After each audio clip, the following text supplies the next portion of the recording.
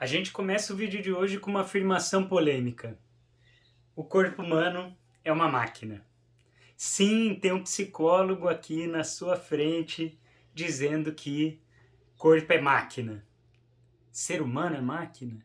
Peraí, isso é um psicólogo materialista? Um psicólogo cartesiano?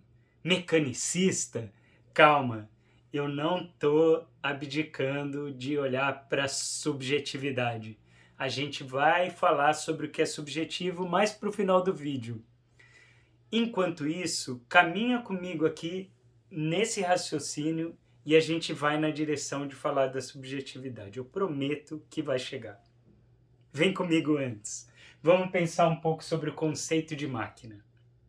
A gente pode pensar sobre esse conceito a partir de duas definições. Uma é a definição mais clássica. Eu posso falar que uma máquina é um objeto em que eu coloco uma fonte de energia e aí essa máquina, esse objeto vai servir para uma função específica. Por exemplo, eu tenho uma pequena máquina aqui, uma maquininha, em que eu coloco uma pilha, que é uma fonte de energia, e aí essa fonte de energia vai fazer essa máquina funcionar de modo a ligar uma outra máquina, que é um ar-condicionado. E aí eu posso, inclusive, alterar o funcionamento daquela outra máquina, a partir dessa fonte de energia. Se a gente for ter essa definição para falar sobre o corpo humano lida com a energia, né? Usa energia para determinados objetivos. Por exemplo, agora, nesse momento, eu estou usando energia para me movimentar, para falar, para emitir sons. Vocês do outro lado estão usando energia para ouvir, para refletir e tal, e a gente vai usando a nossa energia para isso. Então, nessa nossa primeira definição de máquina, o corpo humano pode ser considerado uma máquina. E essa máquina é composta por peças diferentes. Eu posso, inclusive, tirar uma peça aqui dessa máquina. E eu posso abrir, né? Eu posso pegar uma chave de fenda, de repente, começar a abrir essa máquina. E se eu abrir aqui, eu vou ver várias partes diferentes que se relacionam de forma a produzir o objetivo, né? A ir na direção do objetivo dela, que é ligar aquela máquina. Então são várias engrenagens, são várias estruturas. A gente pode pensar o corpo humano a partir de várias estruturas e engrenagens que funcionam de um jeito inteligente, digamos assim. O corpo humano tem muitas estruturas, tem muitas engrenagens, muito mais do que essa maquininha aqui. Então é uma máquina que possui uma infinidade, né? Uma grande quantidade de estruturas, de mecanismos, né? Que se interrelacionam, certo? Até aqui a gente está junto? Vamos para um passo além. Uma outra definição de máquina é uma definição que é muito antiga. Na verdade, ela vem muito antes de existirem máquinas que funcionam com energia.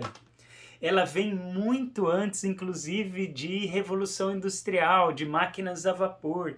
Existe uma outra ideia de máquina. E aí essa primeira ideia mais primordial do que é uma máquina é um objeto construído com inteligência, com engenhosidade, um engenho, né? Então essa segunda definição de máquina amplia um pouco a nossa ideia de máquina, que é a ideia de algo construído com uma certa inteligência. Né? Existe uma certa inteligência empregada na construção desse objeto aqui, a ponto de eu apontar para o ar-condicionado, isso aqui funciona, liga a outra máquina. Né? É uma inteligência aqui, né? É uma inteligência concentrada nesse objeto. Vamos pensar no corpo humano, ele funciona de uma forma inteligente, né? Tem um certo engenho ali, tem uma certa inteligência na forma com que todas essas engrenagens, estruturas e mecanismos se relacionam. É ultra complexo o que está acontecendo aqui no meu corpo. Se você duvida que tem uma inteligência aqui, uma engenhosidade na forma do corpo humano funcionar, pesquisa o funcionamento dos rins. Né? Pesquisa o funcionamento dos rins, vai lá, nefrologia, estuda um pouquinho disso. Eu prometo para você que em 10 minutos tentando entender como os rins funcionam, você vai entender como o corpo humano é engenhoso, como é inteligente, que processo complexo e maravilhoso.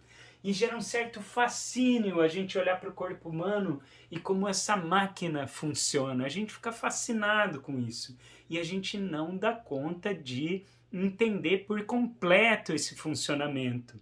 Então o que a gente faz? A gente vai dividindo as estruturas, engrenagens e os sistemas específicos e a gente olha para uma parte disso, né? Então tem profissionais de saúde que vão se especializando em partes diferentes dessa máquina. Eu me especializo em entender o funcionamento das mãos, né?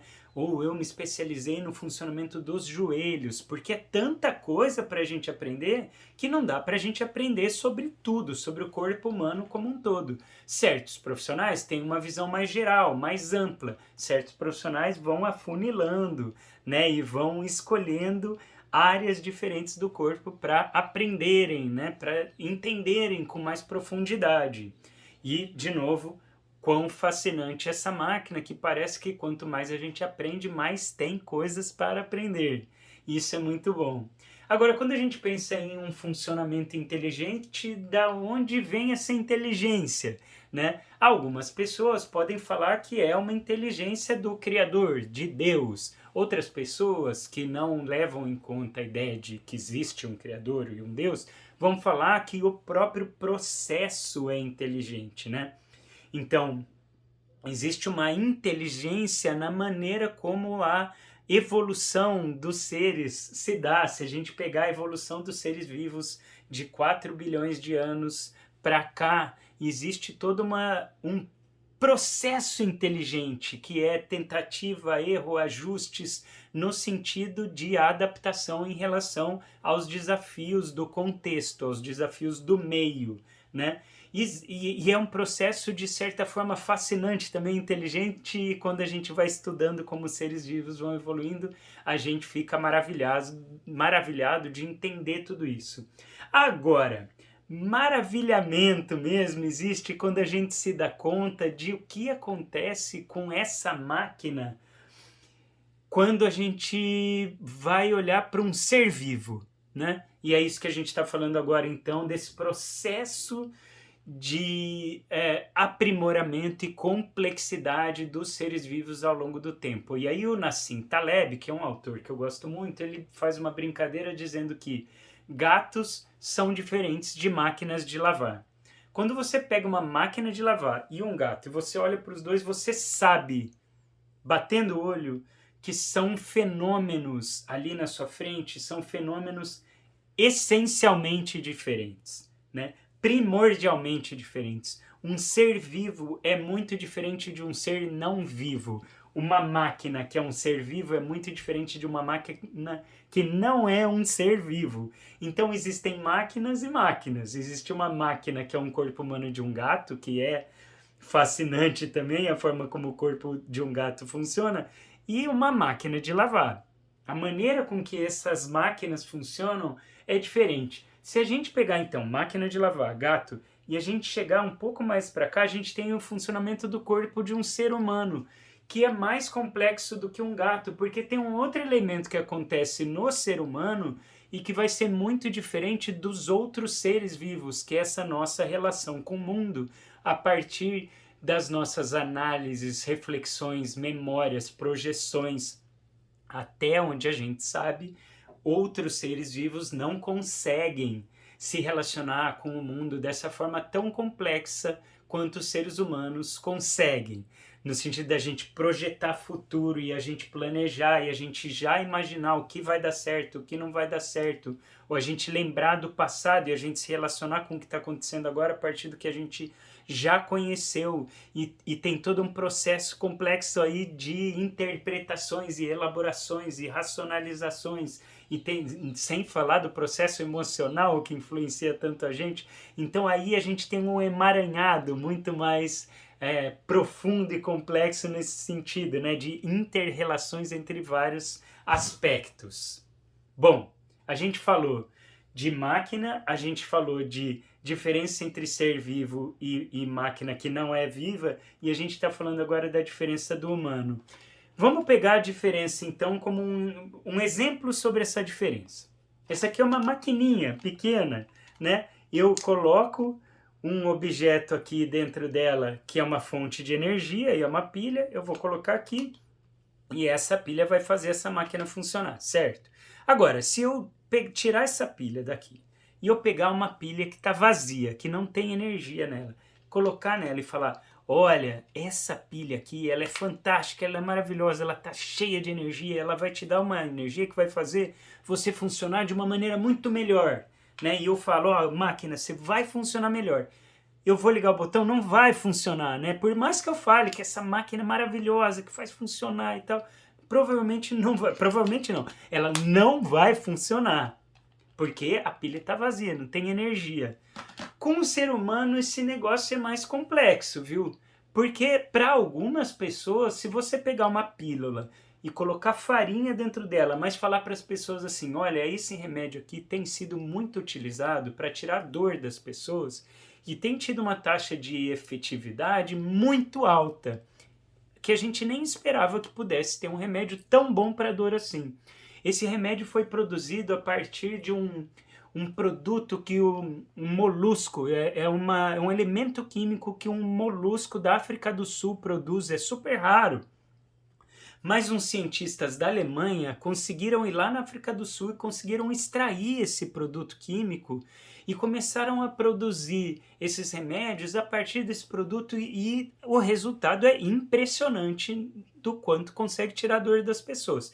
Você dá essa pílula para a pessoa e uma parcela grande de pessoas vai ter as suas dores diminuídas com essa pílula de farinha, a qual você falou que tinha uma efetividade grande para tirar dor. O que acontece no ser humano que, diferente de um controle remoto que você coloca uma pilha que não funciona e tenta ligar e ele não vai ligar, o que acontece no ser humano que você coloca um objeto que teoricamente não tem aquele elemento, mas se você fala que tem aquele elemento e que vai funcionar, funciona para grande parte dos seres humanos, né? Para boa parte ali que vai ter suas dores diminuídas a partir de uma pílula de farinha. Eu estou falando aqui do efeito placebo. Não é maravilhoso o que acontece com a nossa máquina? Algumas pessoas podem falar: a pessoa acha que ela está sem dor, mas na verdade ela está com dor. É mais complicado do que isso a resposta. O que a gente descobre é que o efeito placebo, ele inclusive gera uma cadeia de reações físicas mesmo, químicas, fisiológicas, e que levam a pessoa a realmente sentir menos dor. Então tem um mecanismo aí de modulação da dor que é fisiológico, é neurofisiológico, e que faz com que a pessoa sinta menos dor de verdade. Não é que ela acha que está com menos dor, não. Realmente tem um processo fisiológico acontecendo. Ou seja, que máquina fascinante é essa que a pessoa pensar que alguma coisa vai acontecer no corpo, realmente algum processo acontece.